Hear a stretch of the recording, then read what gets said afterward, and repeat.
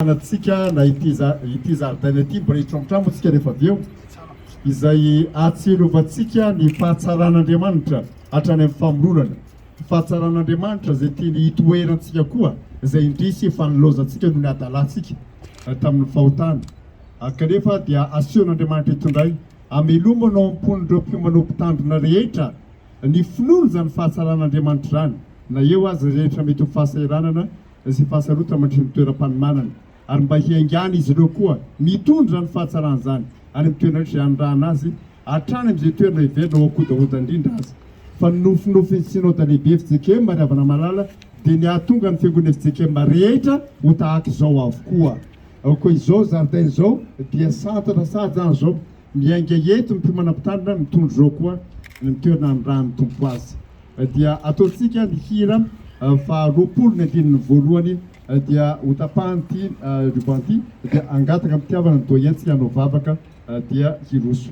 Tsaroanay toko izao misoapenora sinay sy tapaka vitamina riandriana na arina.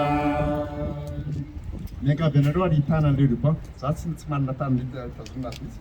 Eo koa raha matoa zao dia amin'ny anaran'ny Ray sy ny Zanaka ny Fanahy Masina no hitokanantsika izao toerana izao mba ho toerana anehoan'Andriamanitra amin'ny fahatsarany sy anairana zany fahatsarana zany eo amin'ny fiainana izay rehetra miditra sy mivoaka ary mandalo eto mba tonga azy ireo mpitondra ny filazantsara maholo.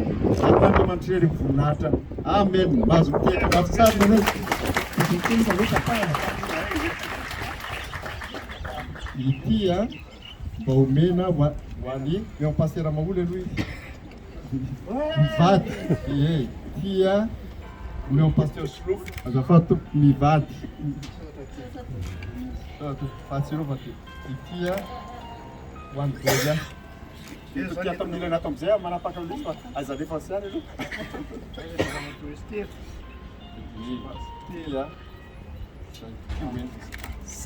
Ndao ato. Misoratra.